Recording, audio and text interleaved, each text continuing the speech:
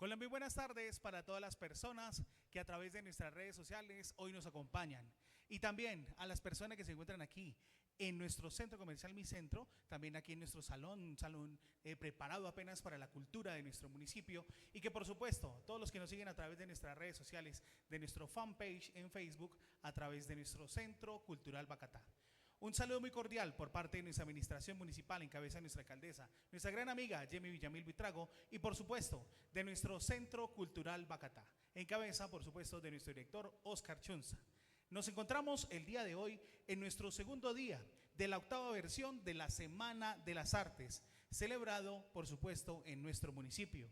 Este evento se realiza con el fin de abrir espacio de conocimiento teórico y práctico para los estudiantes del Centro Cultural Bacatá y por supuesto toda la población en general, en donde pueden encontrar diferentes métodos, discursos, actividades y por supuesto todo lo relacionado con lo artístico y lo plástico con el enfoque de participación para todos los asistentes.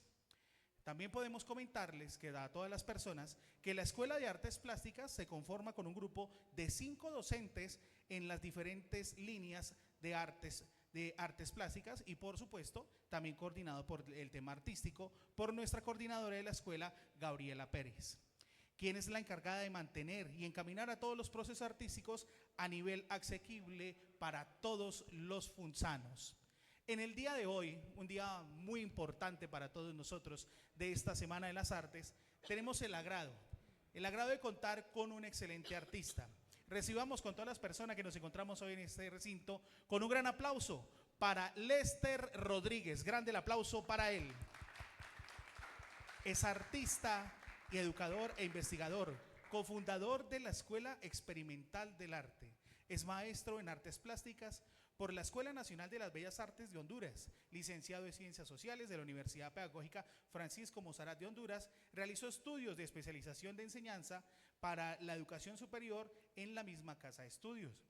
También realizó estudios de posgrado en el desarrollo educativo y social con énfasis en investigación de prácticas pedagógicas y de mediación desde el campo de las artes de la Universidad Pedagógica Nacional y el Centro de Investigación del Desarrollo Educativo CINDE en Bogotá. También fue profesor de cátedra del curso filosófico y sociología del Centro de Arquitectura, Diseño y Construcción, CEDAC. También estuvo en Tegucigalpa, Honduras, y también fue profesor de cátedra de la Facultad de Artes y Humanidades de la Universidad de los Andes en Bogotá desde el año 2015 al año 2023. La práctica artística de Rodríguez se desarrolla de forma interdisciplinar, desde la cual se aborda distintos medios como pintura, el video, la fotografía, la instalación, la escritura, entre otras muchas más. Ha sido también invitado a participar en diferentes ferias, también internacionales, como lo son en diferentes países del mundo, como es Cuba, Costa Rica, Nicaragua, Panamá, Italia, España, Venezuela, Austria, Estados Unidos, Honduras, Argentina, Suiza y Francia.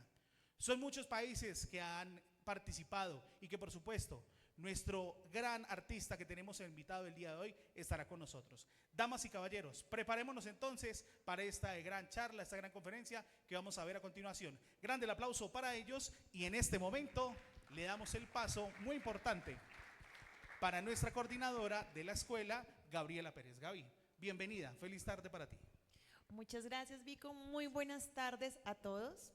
Para nosotros es un placer continuar con la programación de la Semana de las Artes, este año enfocada en términos más museológicos, más curatoriales, con el fin de querer enfocar todos los conocimientos de ustedes a algo más específico, y es como por medio de un encuentro como curatorial y de un ejercicio netamente curatorial podemos darle un espacio a nuestros ejercicios tanto prácticos como teóricos. El día de hoy estamos abriendo este espacio con Lester. A Lester agradecerle muchísimo por estar aquí, por sumarse a esta iniciativa, por sacar también un poquito del tiempo para poder estar con nosotros. A todas las personas que comienzan a conectarse en este momento a nuestro en vivo, pedirles que si tienen dudas, inquietudes o si tienen algún comentario lo pueden dejarlo saber por medio del chat que está ahí en Facebook Live. Y también recordarles a todos nuestros estudiantes que todo esto queda grabado para que también pueda ser utilizado en cualquier momento que ustedes lo requieran. Para nosotros el día de hoy es un placer contar con una persona como tan preparada en el campo plástico. Vienen a darnos una visión completamente diferente. Tenemos un taller también enfocado dentro de la misma práctica y eso viene potencializando los conocimientos de todos. También agradecerle a nuestros niños que estuvieron hoy. Tuvimos niños de 4 a 6 años, 30 niños haciendo un ejercicio curatorial y aprendiendo de cómo funcionan las artes plásticas a través de una línea del tiempo. Entonces creo que este año estamos abriendo un poquito más la brecha y vinculando a toda la escuela de formación dentro del mismo proceso artístico y dentro del mismo proceso curatorial. También nos acompaña aquí, nuestro docente Jonathan Peña. Para muchos, los que lo conocen, él es el docente en este año de todos los procesos que son interdisciplinares, de todo lo que es descentralización, de los talleres libres, y es la persona que va a estar modelando este conversatorio. A todos ustedes, muchísimas gracias. Esperamos que les saquen el provecho necesario y lo suficiente. Si tienen dudas o inquietudes, no duden en hacerlo. Para eso estamos todos aquí. Para eso está Lexter, que viene con una magnífica postura desde el arte posmoderno y contemporáneo a darnos un pequeño abrebocas de todas esas prácticas comunitarias. Entonces, con ustedes los dejo con Jonathan Peña. Hola. Bueno, muchas gracias por estar acá. Agradecerles por la transmisión y las personas que se conectan en este momento y a todos los presentes, a mi gran maestro y artista Lester por haber aceptado la invitación. Y bueno, ¿por qué no damos inicio ya a este conversatorio preguntándote por la pregunta de nuestro conversatorio? Bueno, muchas gracias por la invitación, Jonathan, Gabriela, a todo el equipo del Centro Cultural. La verdad para mí es muy grato poder compartir con ustedes esta noche. Yo creo que pues vamos a tener una sesión en donde podamos aprender de todos, ¿no? Bueno, la charla de hoy básicamente tiene que ver un poco con este giro que actualmente atraviesa a muchas instituciones culturales, particularmente el caso de los museos, de las bienales e incluso las ferias, en donde hay, digamos, una aproximación distinta a la forma en cómo no solamente nos relacionamos con las obras, sino también con los procesos creativos, y en donde de alguna forma la figura del artista comienza a desdibujarse, ¿sí? Y digamos que son las colectividades las que adquieren una preponderancia, ¿no? En ese sentido, pues yo creo que es clave porque se trata también un poco como de pensar la práctica artística, los procesos de creación desde las comunidades de base, desde lo que las propias colectividades pueden hacer y ya no necesariamente desde la figura de, digamos, de la autoría y la idea un poco romantizada, ¿no? Del artista pues como una particularidad en el mundo, sino más bien a partir de la construcción de redes. Entonces, a partir de ahí, ¿cómo se empieza a desdibujar esa línea del autor como artista dentro de la práctica comunitaria? Sí, yo creo que hay digamos, un punto de ruptura muy interesante que surge particularmente, o al menos, digamos, adquiere como una preponderancia muy fuerte en Estados Unidos y en Europa desde mediados de la década de los años 50 del siglo pasado, pero que también de alguna forma ya se venía desarrollando desde otras esferas, desde otras latitudes, ¿no? En el sur global, a partir sobre todo de las experiencias en las comunidades ancestrales, en los grupos originarios, en las colectividades políticas y activistas.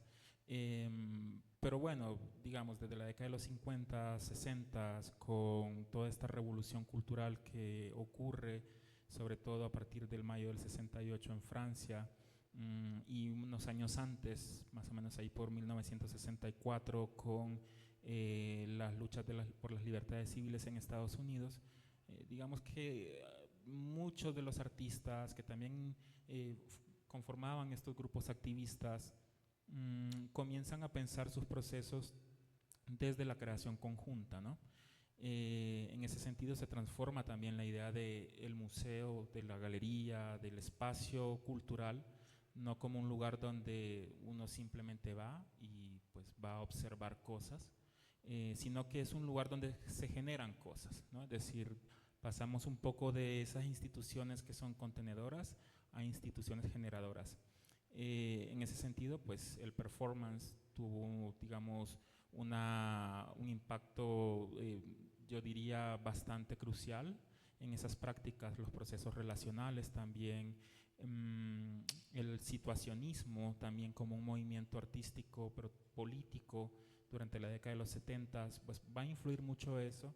Y a finales de esa década, y sobre todo hasta por lo menos la década de los 90, va a haber un énfasis muy fuerte en lo que se denomina como el giro pedagógico en el arte, que lo propone Rogoff, y digamos que a partir de ahí, con esta idea de ese giro pedagógico, comienza este entrecruce, ¿no?, entre la educación, la pedagogía y el arte, como formas de construcción de discursos, de narrativas, pero no solamente desde una mirada curricular, sino también desde unos modos de acercarse al conocimiento, muchísimo más mediados por la empatía, por la generosidad, por, digamos, una noción de afecto que traspasa la simple idea de decir, bueno, hay alguien que sabe y alguien que no sabe, no, o sea, por el contrario, digamos que hay, digamos, una reciprocidad en ambas vías en donde todos aprendemos de todos, ¿no?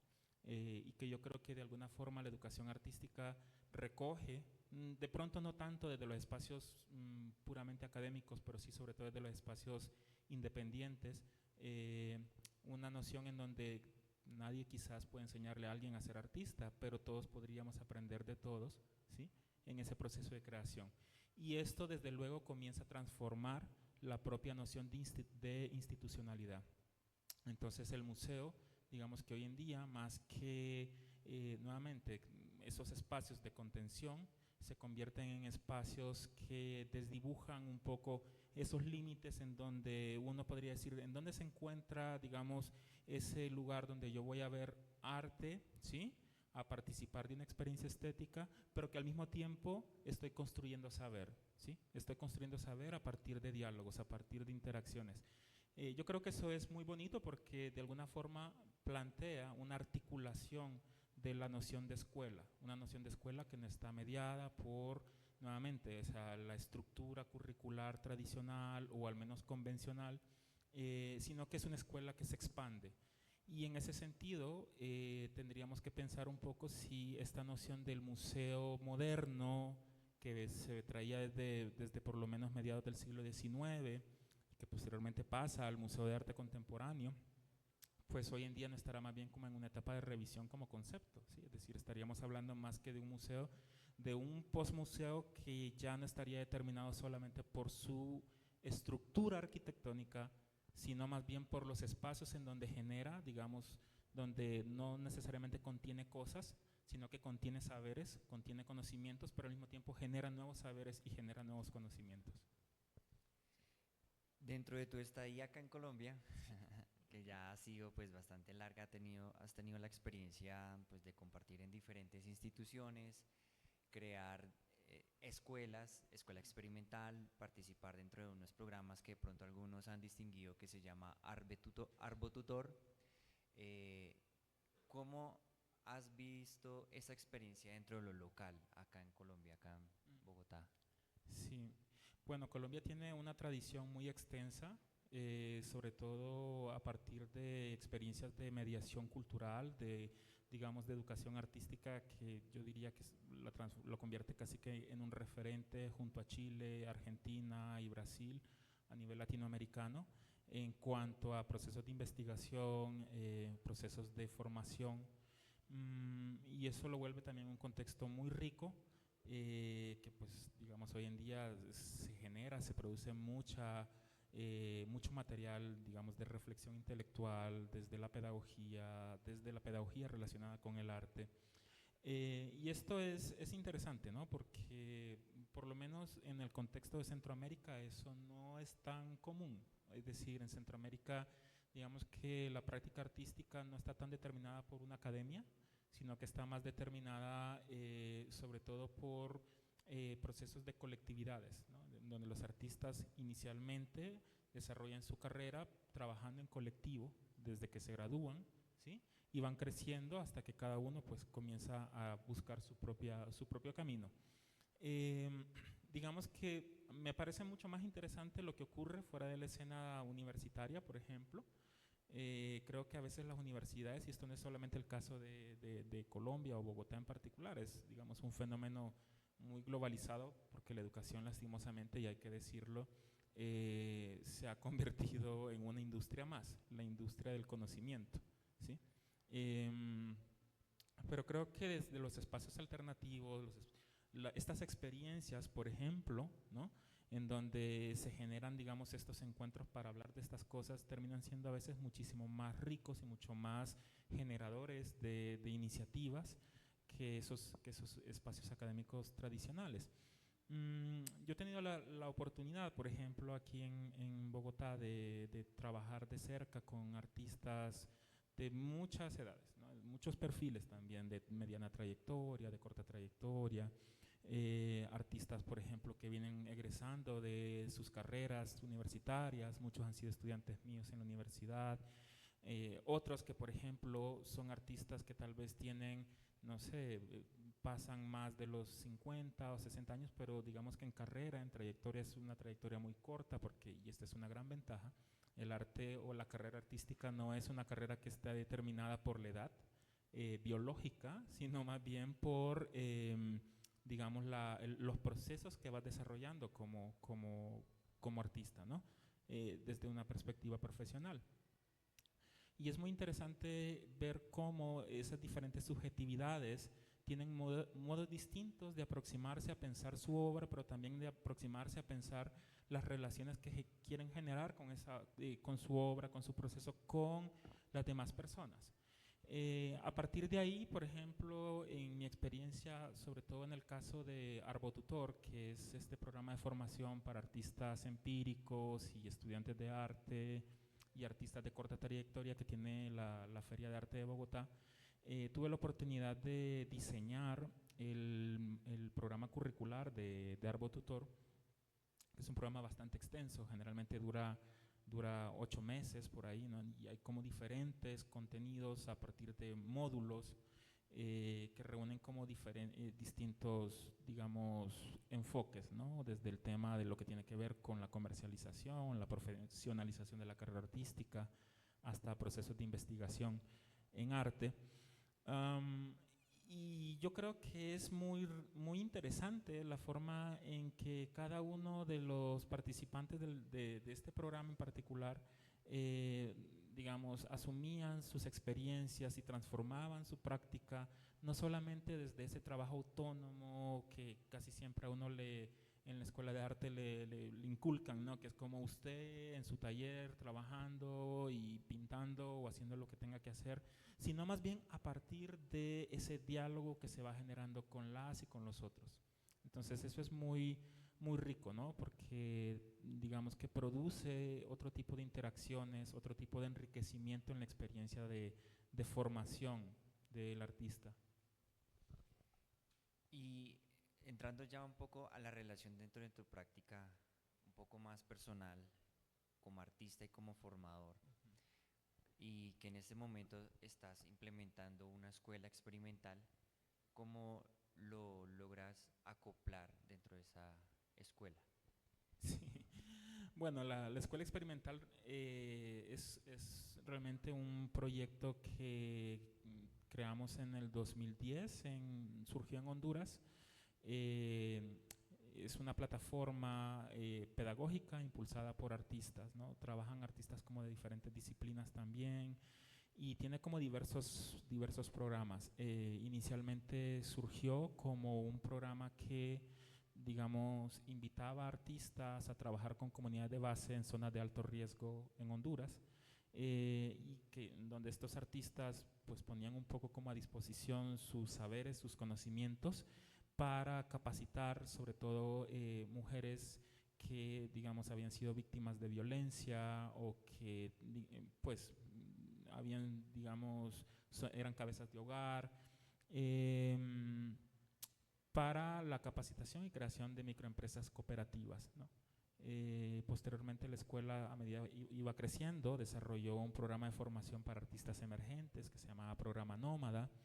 Y actualmente pues tuvimos una pausa con la escuela en 2015 y luego pues yo viviendo aquí en Colombia desde ese año, en 2018-19 retomamos el proyecto de la escuela y actualmente desarrollamos diversos programas de mediación que están orientados a capacitar a artistas educadores en el desarrollo de prácticas pedagógicas, en espacios culturales también, pero también en escuelas, en comunidades.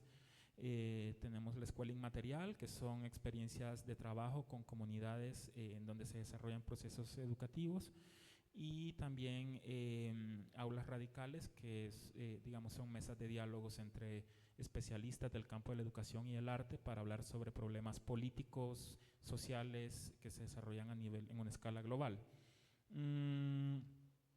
Y bueno, digamos que esa relación con la escuela a mí me ha permitido mucho crecer también en términos no solo profesionales, sino también como artista, porque te invita como a reevaluar tus prácticas de trabajo. O sea, mi obra como artista a veces podría parecer que está muy distanciada de lo que tiene que ver con la pedagogía, porque generalmente tiene que ver con temas más políticos, sobre la migración, sobre las desigualdades vinculadas a las problemáticas del capitalismo contemporáneo, los discursos políticos que tienen que ver con los totalitarismos y ese tipo de cosas, pero para ello, ¿sí?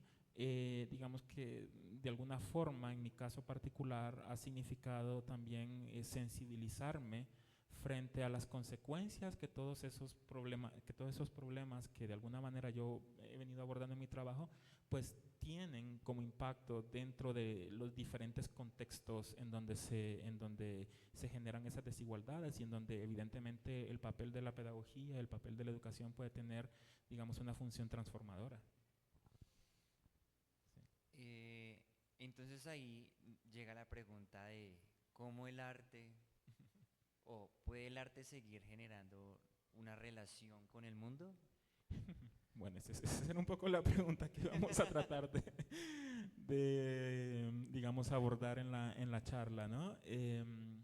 Pero sí, digamos que hay una cuestión muy compleja en eso, ¿no? Porque uno no puede obviar que evidentemente está el arte, ¿sí? Como un espacio de creación y un campo disciplinar, pero también está el circuito del arte, que es otra cosa, ¿sí? El circuito del arte que tiene que ver con los mercados, que tiene que ver con las ferias, con las galerías, las ventas, en donde evidentemente hay, digamos, puras transacciones económicas y que responden también a unas necesidades de un mercado que vuelve a la obra digamos, un objeto de intercambio, ¿no?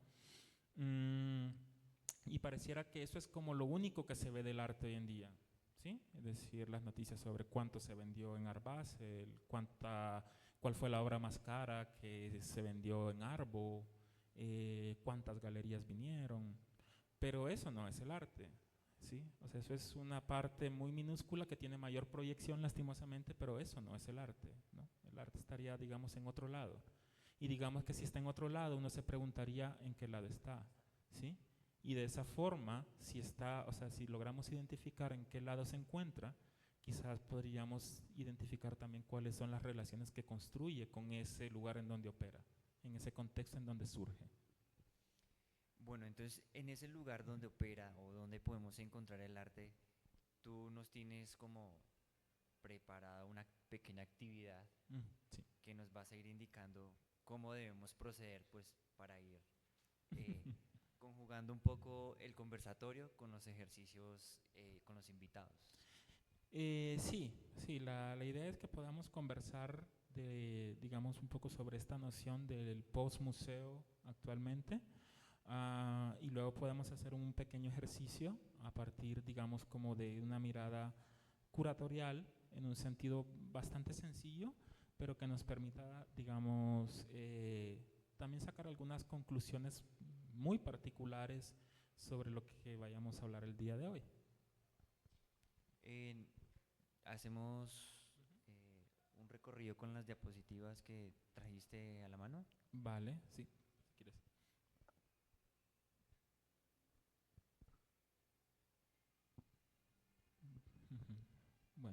No sé si todas y todos pueden ver bien. Ok. Bueno, yo tenía algunas preguntas que quería abordar para esta charla. La primera es, ¿qué es lo que vuelve al arte arte y no otra cosa? ¿Sí?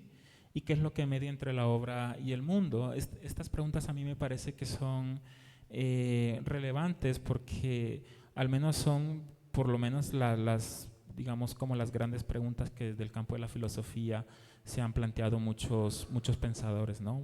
Particularmente Martin Heidegger en este ensayo sobre el origen de la obra de arte pretende o deseaba descubrir el misterio que hay detrás de la obra, ¿sí? Y generalmente cuando pensamos en la obra de arte pensamos justamente en muchos aspectos que tienen que ver con su materialidad, ¿no? Es decir, si es una pintura, cómo está hecha esa pintura, su composición, el color, ¿no? Lo mismo si fuese una escultura. Sin embargo, cuando uno piensa en la funcionalidad de la obra, ¿sí?, en comparación con la funcionalidad de una mesa, de pronto se dará cuenta que no hay comparación. Y sin embargo, por ejemplo, la mesa que lo usamos todos los días, de pronto tiene una funcionalidad mucho más activa, ¿sí?, en nuestro cotidiano. La obra de pronto no tiene una funcionalidad per se, a menos que, no sé, uno quiera tapar un hueco en una pared con una pintura. Pero eso, digamos que sería una mirada un poco reduccionista sobre el sentido de la obra. Entonces, Heidegger habla de 3 características, ¿sí? Dice que existen la cosa, existen los objetos y existen las obras, ¿sí?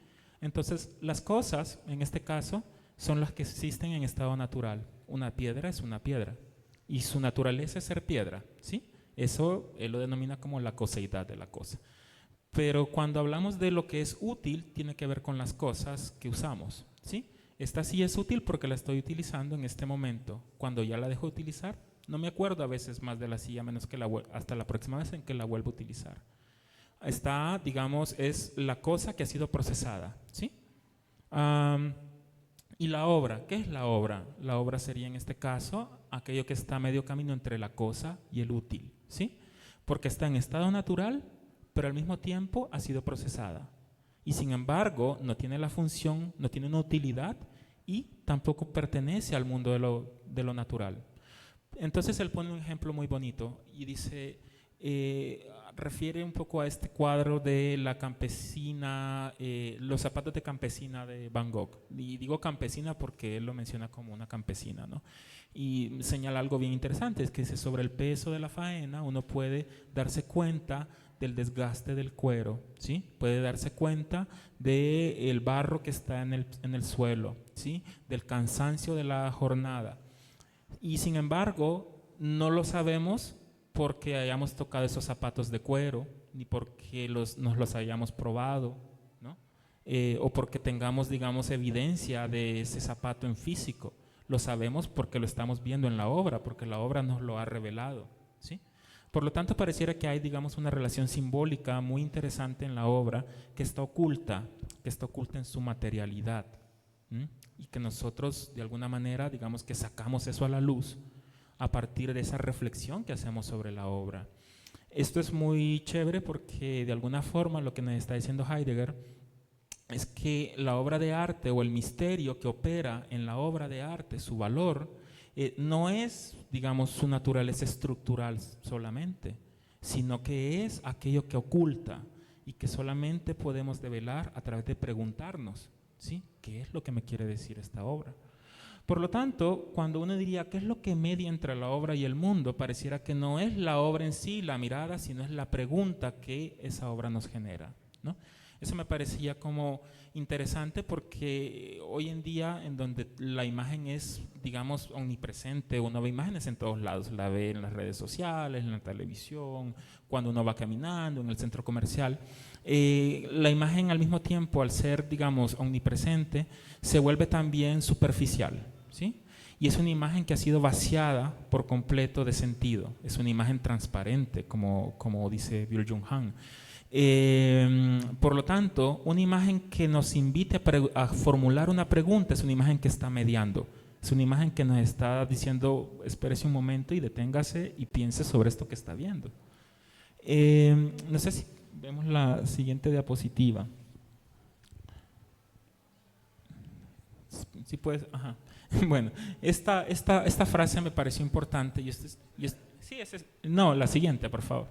Me pareció importante porque es un poco de lo que les quiero hablar, ¿sí? Sobre las nuevas escuelas a partir de esta noción del museo. Una vez que el museo, de alguna forma, se comienza a desestructurar, ¿no? O al menos la noción de que cualquier espacio puede ser un posible museo, está más vinculado a esas relaciones que se establecen ahí, en esas preguntas que median a través de los procesos que ya no son, digamos, la sola imagen, sino que tienen que ver con las relaciones que establecemos con el mundo.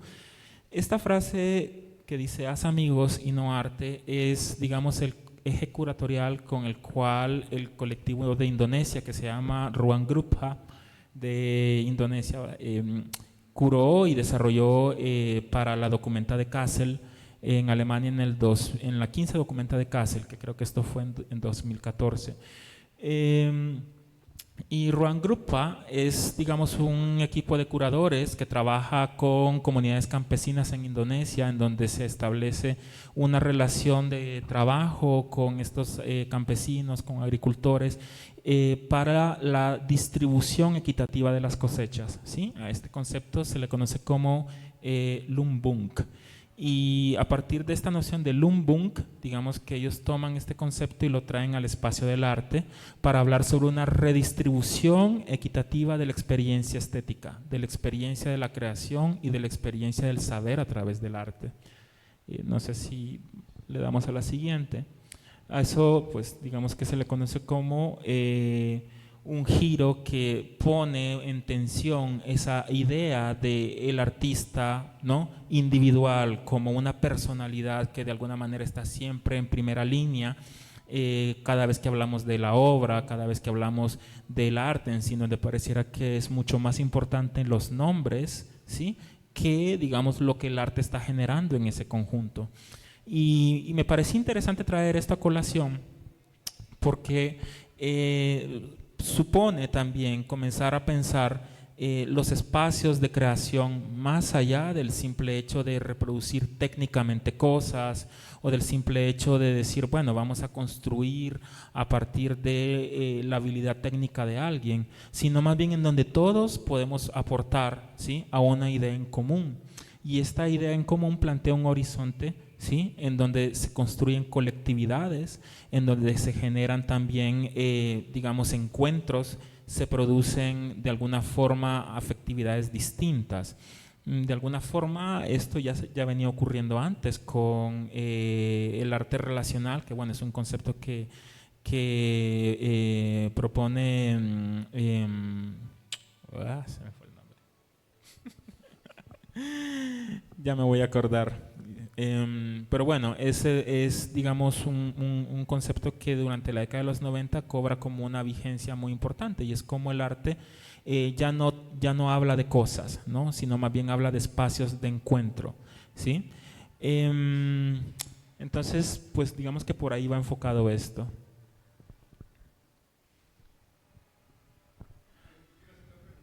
Dime.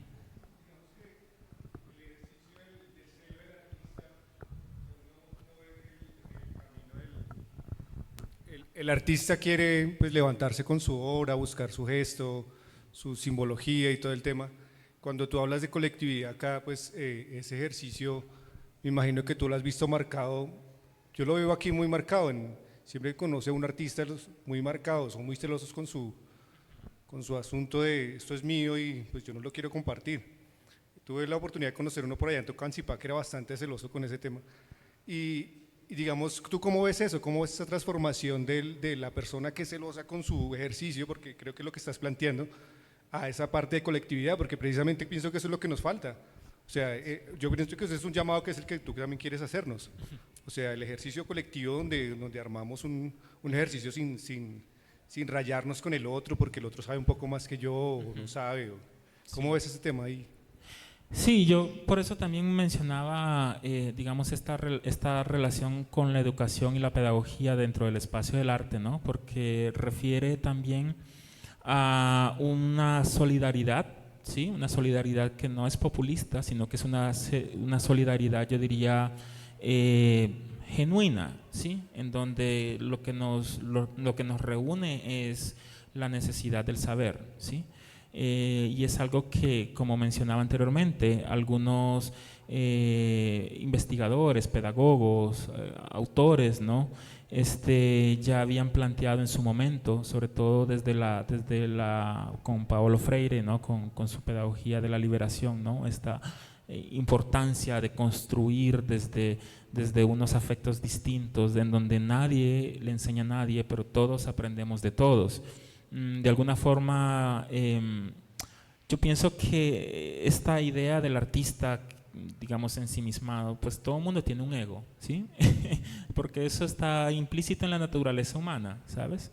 Y quizás no esté mal, pero lo cierto es que digamos, esa hiperindividualización del sujeto que hoy en día es tan presente, es producto también de un antecedente histórico que viene sobre todo desde esta mirada del artista genio del siglo XIX, luego el artista bohemio, luego llegas como a esta noción del artista moderno a principios del siglo XX, en donde aparecen como las grandes genialidades, sobre todo en Europa, en Estados Unidos, generalmente artistas masculinos, en donde muchas artistas, por ejemplo mujeres, fueron invisibilizadas en su momento. Así que actualmente pareciera que hay, digamos, como una mirada que comienza a proponer otro tipo de, digamos, de relación, de vínculos entre personas. Y esto tiene que ver sobre todo con la crisis del neoliberalismo, ¿sí? Cuando uno piensa, por ejemplo, en la sociedad contemporánea, a partir sobre todo del capitalismo de redes, cuando uno ve, por ejemplo, lo que ocurre en donde una persona por hacer X o Y bobería se vuelve una celebridad, ¿no?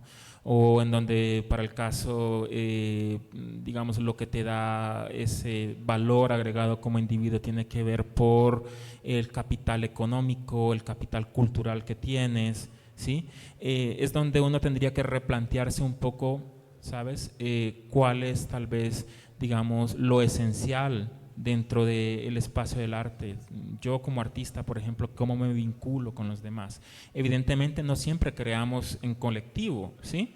O sea, digamos, yo creería que existen como diferentes niveles, ¿no? Entonces tienes como un nivel muy particular en donde tienes tus propias preguntas que atraviesan tu práctica de trabajo, pero que esas preguntas se enriquecen a partir del diálogo, ¿sí? Con otros artistas. Y yo en eso, por ejemplo, siempre, por lo menos en lo personal, ¿sabes? Como que he procurado ser como bastante, diría, sí, sabes, como que me permite poder conversar ya sea con un estudiante que tendrá 2 meses en un semestre de primer año, y hablar de su trabajo o incluso contar mis propias experiencias sobre mi práctica de trabajo, así como con un artista de larga trayectoria, ¿no? Porque para mí no tiene que ver con lo que yo pueda saber por encima de otra persona, ¿sí? Sino con que cada subjetividad tiene unas experiencias y unos aprendizajes diferentes.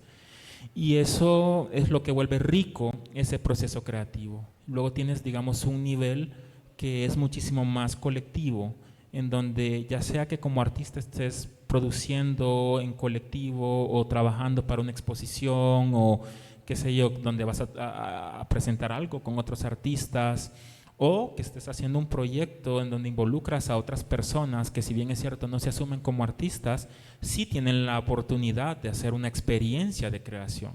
Yo he tenido estudiantes que, sobre todo en los programas independientes con los que he trabajado, que bueno, dicen, pues yo no soy artista, pero me interesaría hacer una experiencia, y hacen una obra increíble, ¿sabes? Que es su única obra de pronto, porque luego se dedican a otra cosa por su propia voluntad. Y es totalmente válido a lo que puede hacer una persona que le dedica, no sé, 20, 30 o toda su vida a trabajar profesionalmente en el campo del arte. O sea, para mí no tiene tanto que ver con currículo, tiene que ver más bien con, digamos, una condición humana que es muy valiosa y que creo que hoy en día lastimosamente cada vez se desdibuja más, y que creo que es importante traerlo al espacio de conversación, ¿sí? El hecho de que estemos aquí todos reunidos porque haya un interés, digamos, en hablar de estos temas, quizás no califique como una obra de arte, pero ya el hecho mismo de conversar, ¿sí?, de estos temas, de, digamos, esa reciprocidad a partir del saber, lo vuelve una experiencia estética, ¿sí?, porque está situada, digamos, en la sensibilidad, ¿sí?, está situada en una sensibilidad que tiene que ver con la manera en cómo yo me quiero aproximar al mundo y entender ese mundo, ¿no? Y el mundo de las y de los demás. Entonces creo que va por ahí. Sí. Sí. Bueno, entonces, no sé si quieres poner la siguiente. Traí esta imagen a colación. Esta es una obra de Joseph Beuys. Joseph Beuys es un artista alemán, fue cofundador del Partido Verde. Lastimosamente el Partido Verde hoy en día no es lo que fue en su momento, es más guerrerista, más verde olivo que otra cosa. Pero bueno, Joseph Beuys fue un artista activista que, digamos, a partir del performance y a partir de las prácticas de espacio público, intentó vincular su trabajo con las comunidades, y sobre todo tomando en consideración su experiencia de vida. Él fue piloto en la Segunda Guerra Mundial. No estoy muy claro las ideas políticas que Beuys tenía en relación con el nazismo, pero es claro que bueno, que la guerra puede cambiar la mentalidad de una persona, ¿sí? Y después de la Segunda Guerra Mundial casi todo su trabajo tenía que ver con, digamos, construir espacios, ¿no?, para el diálogo, para la paz, de alguna forma, ¿sí?, que se manifestaba desde la naturaleza. Y esta pieza en particular, que son los 7000 robles, la hizo para una documenta de Kassel también en el 82, creo 84. Lo que hace es que apila estos 7000 robles y pide a las personas que, bueno, por cada roble que se retire, perdón, por cada piedra de granito que se retire, se siembre un árbol de roble, ¿no?, en Kassel. Porque Kassel fue también una ciudad que quedó arrasada después de la Segunda Guerra Mundial, o sea, ahí no quedó nada, ¿no? Entonces, esta fue una obra que duró muchos años, incluso Joseph Beuys murió y básicamente quien la terminó fue su hijo. No sé si quieres poner la siguiente. Ahí pueden ver algunas imágenes de cómo se veía eso. Y si quieres, coloca la siguiente. Ahí está Joseph Beuys sembrando el primer roble. Y si quieres, coloca la siguiente. Y ahí pueden ver hoy en día cómo se ven algunos de esos robles que han ido creciendo. Y hoy en día esa obra es una reserva natural, ¿sí? Es decir, es una obra de arte, pero al mismo tiempo es una entidad viva, ¿no? Y eso me parece que es muy lindo porque demandó para su creación, demandó el trabajo en colectivo de toda una ciudad durante años, ¿no? Y tiene una función, o sea, es una cosa realmente impresionante. A mí es una obra que me encanta mucho. Bueno, antes de continuar, yo no sé si tú tienes alguna otra pregunta, Jonathan, ¿no? Bueno, dale. ¿Sí? No, bueno, anteriormente teníamos ahí la séptima Bienal de Berlín. ¿Por qué traigo estos ejemplos? Hablando entonces un poco como de esta, digamos, como de esta transformación del espacio museístico, ¿no?, de los espacios de exhibición. Vamos a ver que muchos artistas, muchos eventos proponen justamente esas interacciones distintas, ¿no? Entonces, por ejemplo, en la Bienal de Berlín del 2012 vemos que hay un eje muy marcado que tenía que ver con la relación de arte y activismo, y esta Bienal estaba motivada principalmente por los acontecimientos de la crisis económica del 2008, pues la quiebra de la bolsa de valores, que evidentemente dejó, sobre todo en el caso de Europa, a muchas personas en la calle, ¿no?, que perdieron sus casas por la crisis inmobiliaria, en Estados Unidos también, y que pues hoy en día seguimos sintiendo esos efectos. De hecho, hasta hace algunos días hubo también nuevamente como una caída fuerte de la bolsa, y se prevé que pueda, digamos, venir una nueva recesión, que tiene que ver con los ciclos, ¿no?, del capitalismo, de la economía capitalista en particular. Entonces, para la Bienal de de Berlín de ese año, lo que se invitó no fueron artistas necesariamente, sino que fueron colectivos activistas, sobre todo de Ocupa, tanto de Estados Unidos como de Europa, para el desarrollo de algunos de esos proyectos, y dentro de eso vamos a ver algunas obras. Por ejemplo, digamos, en el caso del colectivo de los indignados, pues plantea una dinámica en donde invita a las personas de cualquier parte del mundo a enviar consignas políticas que luego eran almacenadas en un sitio web, ¿sí? En donde uno podía ver, digamos, como las diferentes manifestaciones o a partir de las narrativas y los discursos que se establecían en diferentes latitudes, y pues recibieron cerca de 6.000 de estas consignas, ¿no? Si quieres puedes poner la siguiente. Y bueno, aquí hay algunas de las preguntas que la Bienal se planteó para ese año. Pueden ver que las voy a leer porque me parecen interesantes.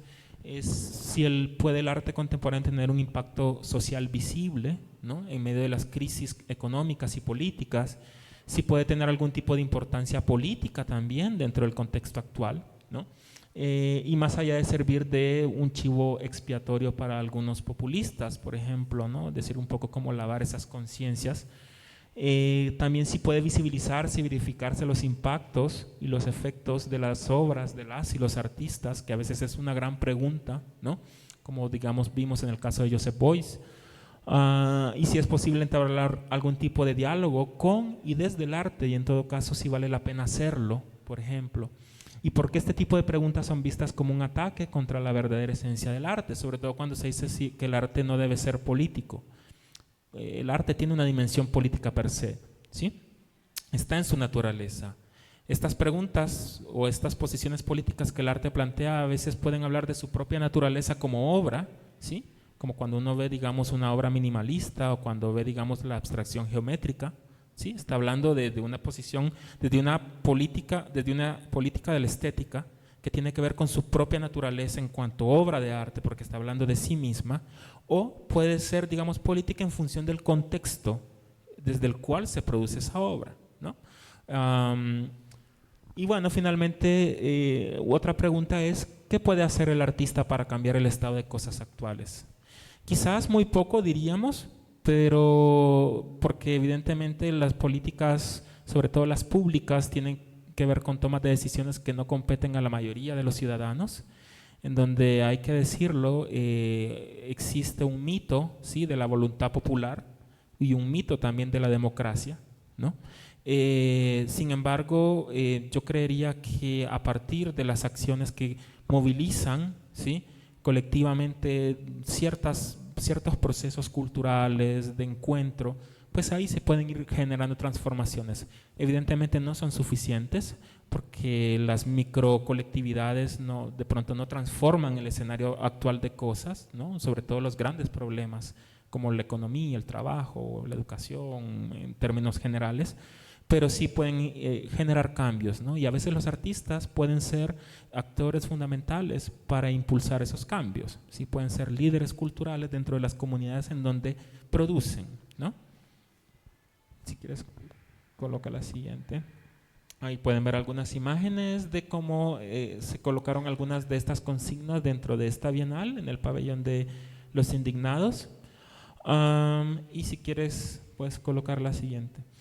Bueno, entonces, dentro de este contexto, algunos artistas invitados a la bienal plantearon diferentes proyectos, ¿no? O sea, por ejemplo, el caso de Khaled Harrar, que es un artista de Palestina, migrante, residente en Alemania, hizo esta pieza que se llamaba Estado de Palestina, en donde creó un sello para los pasaportes para un Estado palestino. Si bien es cierto, hay muchos países que reconocen el Estado de Palestina, pues evidentemente mientras las grandes potencias que obviamente operan bajo ciertos lobbies económicos, corporativos, empresariales, no decidan que ese Estado va a ser reconocido tal cual en las Naciones Unidas, eso no va a ocurrir, ¿sí? Por lo tanto es triste, porque uno puede ver que una persona que no tiene Estado, y esto puede parecer muy superfluo, ¿sí? Pero si usted es un expatriado del mundo, básicamente no tiene un lugar en el mundo, ¿sí? Es decir, es una persona que no tiene derechos humanos que lo consignen, porque no hay un Estado que avale esos derechos, ¿sí? Y eso es lo que pasa en Palestina actualmente, lastimosamente, ¿no? Jonas Stahl, por ejemplo, es otro artista que instaló una serie de banderas de organizaciones que actualmente son consideradas terroristas sobre todo por los países occidentales. Y aquí entra también otra discusión polémica, ¿sí? Es decir, la visión del terrorismo actual, ¿no? ¿A qué responde? ¿Sí? Responde a una visión del mundo que no se acopla de pronto a las necesidades de, digamos, unas lógicas sistémicas globales, ¿m? O tendrá que ver más bien con otro tipo de características y necesidades, ¿sí? Pueda que uno esté más o menos de acuerdo con algún movimiento político alrededor del mundo, pero eso no necesariamente implicaría que habría que verlo con lupa, ¿sí? A ver si se trata de realmente un movimiento terrorista, ¿no? Por sus condiciones políticas. Pensemos un poco, digamos, en el caso de el Partido de los Trabajadores del Kurdistán, que se encuentra, digamos, entre la frontera de Siria e Irak. Y bueno, o sea, es un movimiento político que lucha por los derechos de los kurdos, que son bombardeados por los turcos, porque básicamente es un movimiento que es laico, ¿sí? Que tiene, digamos, una raíz islámica, pero que básicamente no se acopla a la idea de un Estado teocrático, ¿no? Entonces, bueno, es un movimiento terrorista porque evidentemente Turquía es parte de la OTAN y es una potencia económica en el Medio Oriente, ¿no? Esta es una pieza que hizo Antanas Mokus, que ustedes seguramente lo conocerán porque fue exalcalde de Bogotá. A él lo invitaron a comentar algunas de las piezas de la Bienal de Berlín y él escogió una obra de Teresa Margolles, que es una artista mexicana que trabaja mucho con temas de la violencia en México por el narcotráfico, ¿no? Entonces, lo que hace Antanas Mokus es que coloca esta banderita colgada y pide que haya como, digamos, un centro de donación de sangre para, digamos, acompañar un poco las unidades médicas que atienden muchas de las regiones como Sinaloa en México. Y bueno, por cada donación de sangre, digamos que la bandera sube, pero por cada ejecución que se va registrando a diario en México por causas del narcotráfico, la bandera baja, ¿no? Entonces está como en ese péndulo constante, ¿sí? Vamos a la siguiente. Lukas Soritz, este es un artista de Berlín que lo que hace es que trasplanta flores de abedules que generalmente crecían o son originarias de las zonas que están alrededor de los campos de concentración en Auschwitz. Y bueno, lo que ella hace es que las lleva, las germina y crea este invernadero artificial dentro del espacio de la Bienal. Un poco también como hablar sobre esta vida, ¿sí? Que de alguna forma comienza a florecer después del Holocausto, después de la tragedia, ¿no? Y bueno, en la documenta de Kassel del 2022, tal vez si le damos la siguiente, vamos a encontrar ejercicios similares de artistas que entonces comienzan a pensar su obra y sus procesos desde otras prácticas, ¿no? Y desde otras lógicas. Esta es una pieza muy linda que es de Graciela Kuntz. Graciela Kuntz lo que hace es que trabaja a partir de las investigaciones de Emin Pichler, que era un pediatra y psicólogo, basado sobre todo en, digamos, las actividades que tienen que ver con el desarrollo neurocognitivo de los niños, sobre todo de primera infancia, de 0 a 3 años. Y a partir de ahí, ella sigue como los modelos de trabajo que propone este psicólogo para crear un parque, ¿sí? De, digamos, de encuentro para niños de justamente de 0 y 3 años dentro del contexto de esta exposición de la documenta de Kassel. Y es muy interesante porque generalmente las exposiciones de arte, y ustedes lo pueden ver, o sea, si ustedes van o han tenido la oportunidad de ir a la feria a Arbo, por ejemplo, que es el ejemplo más cercano que tenemos, nos damos cuenta que son espacios que son adultocéntricos, ¿sí? Espacios pensados para que uno vaya, recorre y uno termina más bien con ganas de vomitar de ver tanto, ¿sí? Pero hay muy pocos espacios para los niños. Por ejemplo, hoy en la tarde que vine y que vi todos los niños aquí haciendo actividades, ¿no? Y jugando, se me pareció una cosa realmente lindísima, porque es también pensar, ¿saben?, en otro tipo de públicos, pero más allá de los públicos es también pensar en otro tipo de comunidades, ¿sí? que tienen una aproximación diferente a la que podemos tener nosotros en relación con la imagen, en relación con el acto de crear. Entonces, esta artista lo que propone es eso, ¿no? Un espacio en donde las mamás, por ejemplo, y los papás podían llevar a sus hijos, ¿sí? Podían estar ahí. Habían mediadoras, mediadores, ¿sí? Educadores que acompañaban a estos niños, mientras uno podía de pronto darse un pequeño respiro y sentarse o recorrer algún otro espacio de la exposición, ¿sí? Con la tranquilidad de que, digamos, estos chicos están ahí compartiendo. Y luego, no sé si podemos poner la siguiente. Este es de un colectivo que se llama Rojava. Este es un colectivo de cineastas que lo que hace es que recoge diferentes películas que se producen sobre todo en la región del Kurdistán, hablando casualmente de eso, en la región kurda, tanto en la zona de Turquía como en la zona de Siria. No sé, digamos, hay una cosa muy interesante con la cultura, digamos, de esta zona, ¿no? Sobre todo cuando uno ve, digamos, la producción fílmica de países como Irán, Siria, incluso Afganistán, y se da cuenta que hay una relación muy interesante con el paisaje, ¿no? Es decir, es el desierto el que básicamente predomina en la imagen, ¿no? Y casi que son unos monólogos entre esos personajes que transitan esas zonas. Entonces lo que hace Rojava es que hace como todo un archivo de estas películas y las va entremezclando con experiencias y vivencias de personas que han vivido bajo, digamos, los efectos de la guerra, ¿no? Sobre todo a partir de toda esta cuestión que tenía que ver con las primaveras árabes, que pues no ha sido otra cosa más que, digamos, movimientos impulsados para derrocar ciertos gobiernos no afines, sobre todo a las grandes potencias económicas que evidentemente tienen unos intereses en relación con el petróleo en esas zonas, ¿no?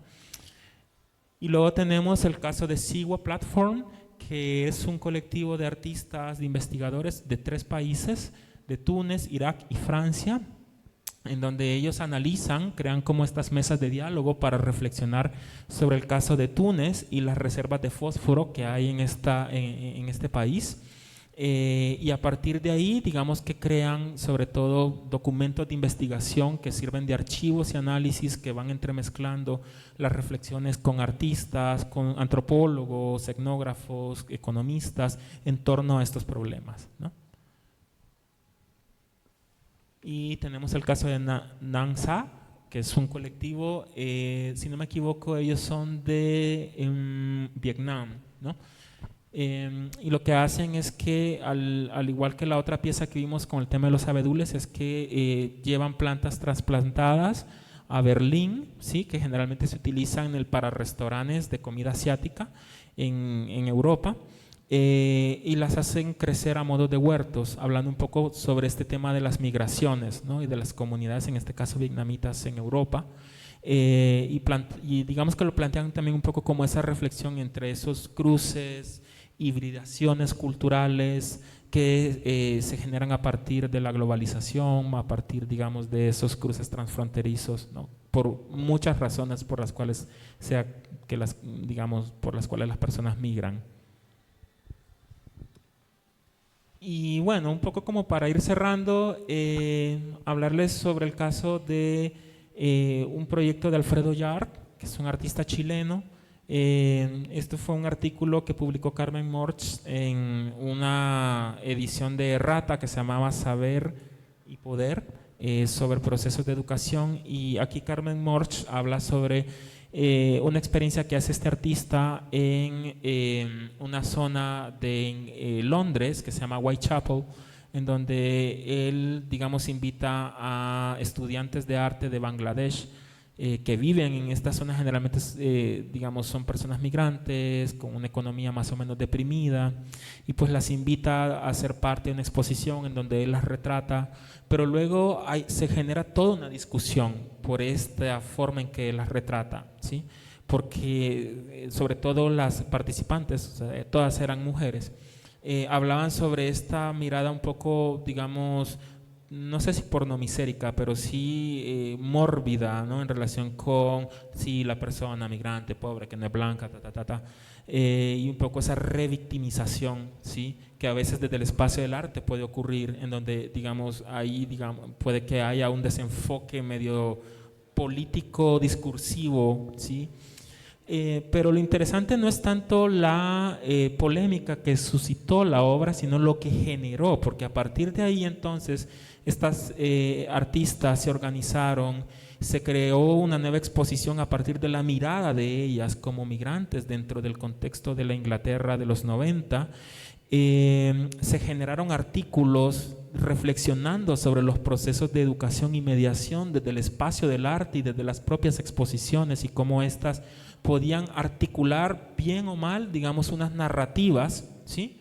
Y al mismo tiempo se introdujeron reformas dentro de los propios espacios educativos en relación con los temas sobre arte y migración, ¿no? Es decir, como que un error también desembocó en este caso, digamos, en unas transformaciones muy interesantes, lo cual también nos habla mucho justamente sobre ese potencial que tiene la educación y la pedagogía en la transformación de narrativas y discursos, pero también en la consolidación de ciertas conciencias políticas que nos invitan no solamente digamos, a converger en un lugar, sino también a diverger de una manera positiva en relación con ello. Y no sé si ponemos la siguiente. ¿Cómo voy de tiempo? ¿Bien? ¿Sí? Ok. Bueno, entonces esto es un poco de lo que escribía Carmen Morch. Dice, esta muestra se concibió como una crítica al entorno del racismo en contra de estas mujeres, producto de su condición de migrantes en un contexto del primer mundo. Bueno, voy a ir un poquito más rápido para que nos dé tiempo del ejercicio. No sé si podemos colocar la siguiente. Por favor, qué pena. Esta es la Bienal en Resistencia. Este es un espacio que se hizo en Guatemala. Surgió justamente en contraposición a la Bienal de Artes Visuales del Istmo Centroamericano, que obviamente pues seguía como los mismos parámetros de las bienales convencionales. Y la Bienal en Resistencia se planteó trabajar a partir de problemáticas políticas, culturales y, digamos, sociales dentro de un contexto como Guatemala, que es muy complejo. Pues no sé si de pronto conocerá un poquito del caso de Guatemala, pero es un país muy particular, es un país con un alto porcentaje de personas bajo la línea de la pobreza, pero está más determinada por una cuestión racial a veces que por una propia condición, digamos, de desarrollo económico, porque Guatemala es un país en donde el 60% de su población es de ascendencia indígena y de las cuales el español no es su primera lengua, ¿sí? Sino que es el cachiquel y otras lenguas mesoamericanas, ¿no? Entonces, la Bienal en Resistencia se plantea como, digamos, esta serie de aproximaciones que salen al espacio público. Esta es una obra de Marilyn Boror, que es una artista también de ascendencia indígena. Esta obra se llama Monumento Vivo y lo que ella hace es que coloca este monumento, este pedestal en una plaza pública y ella, digamos que posa sobre el monumento durante cerca de 8 horas, ¿no? De pie. Y es toda una reflexión justamente sobre la mirada exotizada de esta mirada indigenista, ¿no? Desde la cual se plantea un poco, digamos, la identidad guatemalteca, pero que al mismo tiempo, digamos, que invisibiliza las problemáticas de estas comunidades, ¿no? Y que paradójicamente, siendo un país mayoritariamente, digamos, de etnografía, o mejor dicho, étnicamente originario, sus monumentos, sus plazas, sus edificios, su arquitectura es totalmente, digamos, occidentalizada o, digamos, producto también de la herencia colonial, ¿no? Esta otra obra fue de Elilá. Elilá es un artista de Nicaragua que se reconoce también como artista transgénero. Por eso es él y la. Entonces, esta pieza se llama La Torita Encuetada y que hace una referencia directa a una tradición muy propia, no sé si se hace acá, pero en Centroamérica es muy común, que se llama el toro fuego, que es, digamos, una estructura de madera que tiene como un cobertor y está lleno de petardos y lo prenden y entonces va por todas las ferias de los pueblos y va persiguiendo a la gente. Pues es una cosa media peligrosa, ¿no? Pero muy interesante, pero claro, hace como toda una referencia, ¿no? A esta noción de la virilidad del toro, a esta, digamos, estas tradiciones que tienen mucho que ver con unas lógicas patriarcales y al mismo tiempo de digamos, masculinidades, ¿no? Pero entonces lo que él hace es que se transforma en este toro fuego con un traje de, digamos, de lentejas y va recorriendo como todo el espacio de la plaza, de una plaza solitaria, ¿no? Y esta pieza de Juan José Guillén, que se llama Julia, esta es una obra de, este es un artista muy joven, pero esta pieza me pareció interesante porque lo que él hace es que investiga la historia de Julia, que fue la primera mujer trans de un pueblo en Guatemala que se llama Piedecuesta, que obviamente es una comunidad muy tradicional porque es un pueblo muy en el interior de Guatemala. Y cuando Julia murió, o mejor dicho, cuando ella vivió, pues básicamente era como la persona que era aislada de la comunidad porque pues era, digamos, un travesti o todo, bueno, todo el estigma que eso conlleva, ¿no? Y cuando Julia muere, que fue en el 2000 y algo más o menos, un poco lo que dicen, o sea, el rumor que esparce en el pueblo es que había muerto de SIDA, ¿no? Cosa que no fue así. Y cuando lo entierran en su lápida, es que lo entierran con su nombre de varón, ¿sí? De cuando no nació. Entonces, hay como un ruido ahí. Entonces lo que hace Juan José Guillén es que va al pueblo y le pide a la mamá de Julia que le preste un vestido de ella. Eso es porque, ok. Le pide que le preste un vestido de... Yo sí creo que es este. Uno. Y entonces organiza un, digamos, un recorrido fúnebre por todo el pueblo. Y mientras va haciendo el recorrido, van los familiares de Julia, va la mamá de Julia, va él caminando y va sonando la canción que a Julia más le gustaba según la mamá, que era esta canción que dice, chiquitita, dime por qué. Entonces va sonando por todo. Y fue una cosa muy interesante porque la misma gente del pueblo al ver eso se sumó al recorrido. Había gente que lloraba porque recordaba, ¿sí? Porque pues era una persona del pueblo muy conocida y al parecer muy buena gente. Y lo que hace es que rebautizan la lápida con el nombre pues que ella quería, ¿no? Y bueno, para cerrar, hablarles un poco sobre estas prácticas que tienen que ver con la curaduría desde el espacio también de la educación. Este fue un proyecto que curé el año pasado que se llamó Poéticas Artificiales, Distopías para Imaginar un Mundo. Esto se hizo dentro del contexto de Arbotutor y básicamente digamos que las curadurías en Arbotutor, al menos de la manera en cómo las hemos manejado hasta el año pasado, no partían desde una idea preconcebida en términos curatoriales, es decir, donde los artistas iban a trabajar en relación con un concepto dado, ¿no?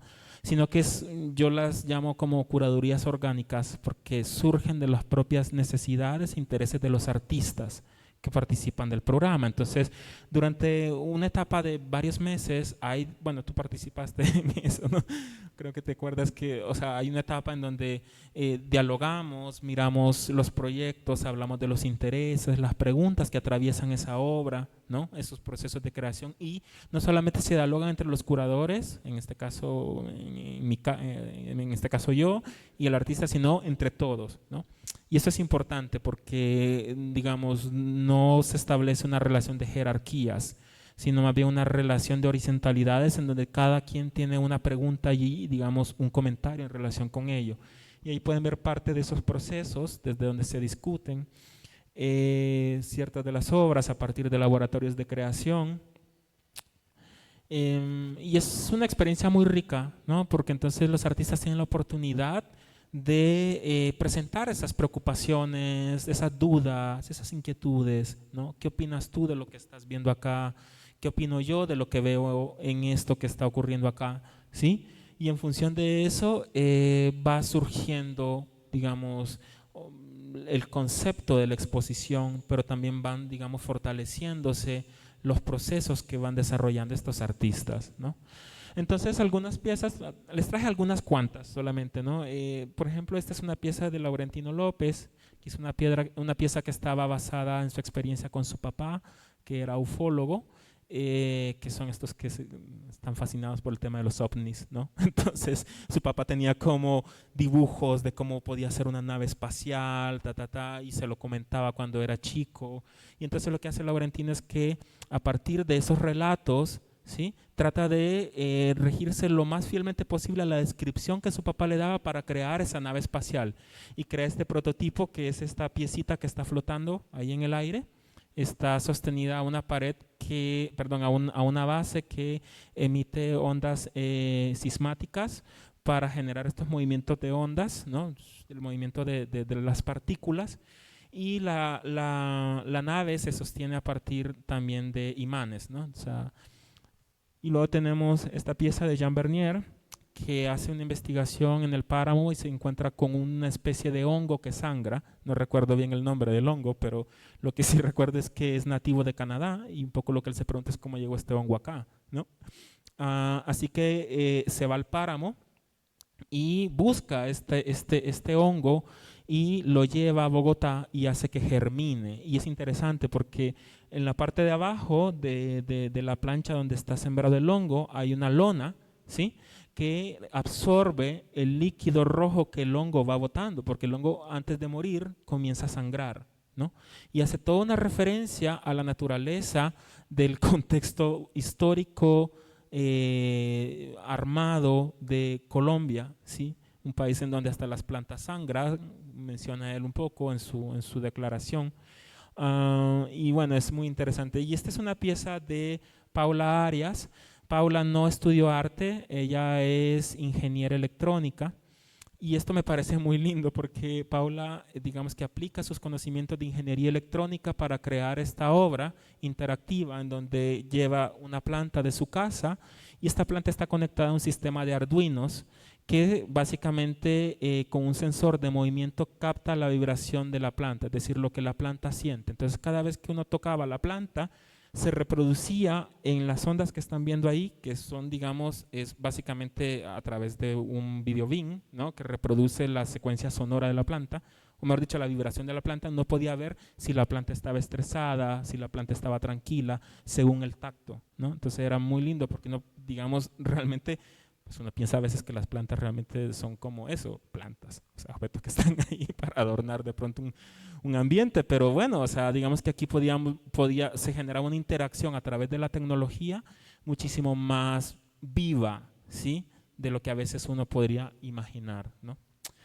Entonces, para cerrar, mencionar un poco que uno de los giros o de los grandes retos a los que nos enfrentamos al momento de pensar y definir eso que se ha denominado como el giro pedagógico en el arte, pues radica en los modelos en que la mirada occidental ha instaurado por medio de las instituciones hegemónicas, en este caso el museo tradicional, sea de arte contemporáneo, arte moderno o arte clásico. Y también la escuela, los museos, las bienales y la forma más reciente, las ferias de arte, ¿no? Es decir, cómo cambiar un poco esos modelos, ¿sí? Desde esta mirada pedagógica, desde este giro, ¿no?, que propone, digamos, una interacción distinta con las comunidades, con el arte, con la obra, con los procesos de creación. Y la última, pues ahí estarían como un poco esas preguntas, ¿no? Es decir, ¿puede el arte seguir generando relaciones con el mundo? ¿Qué tipo de relaciones serían estas en función de lo que hemos visto? ¿Y de qué forma contribuiría la educación a la generación de esas relaciones? Y bueno, eso sería entonces. Muchas gracias.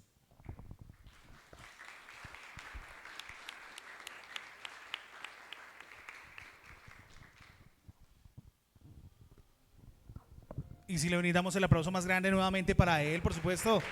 Excelente. Wow, qué bien. Muy importante lo que tiene para todos nosotros. Agradeciéndole, por supuesto, a todas las personas que estuvieron con nosotros a través de nuestras redes sociales y también los que estuvieron haciendo aquí acto de presencia en nuestro Salón de Cultura de Mi Centro Funza, agradeciéndole absolutamente a todos ustedes. Nosotros a este momento vamos con esta transmisión, agradeciéndole por supuesto también a Jonathan, muchísimas gracias Jonathan, también docente de la Escuela de Artes, también a nuestra gran coordinadora, a Gabriela Pérez, muchísimas gracias, a todo su equipo de apoyo, a todas las personas que estuvieron con nosotros, a nuestro gran artista, muchísimas gracias, muchas gracias a ti por hacer parte importante de todos los procesos que genera el municipio para el bien de la comunidad funzana, eso es muy importante para todos nosotros. Y la invitación muy cordial para que mañana miércoles 14 de agosto tendremos 2 talleres. Taller Museos del Futuro, franja para niños en edades de 7 a 13 años, dirigido por Jonathan Peña. Eso va en un horario de 4 a 6 de la tarde aquí en el Salón Cultural, en el Salón de la Cultura de Mi Centro Funza, en el segundo piso. Y también tendremos mañana, miércoles 14 de agosto, un gran taller, museos como espacios de diálogo social y o curaduría participativa. Eso es franja para mayores de 14 años. Artista invitado que vamos a tener mañana es Camilo Ara. A las 6 de la tarde estaremos acá y en disposición para todas las actividades que genera nuestro municipio y el Centro Cultural Bacatá. Una feliz noche para todos ustedes.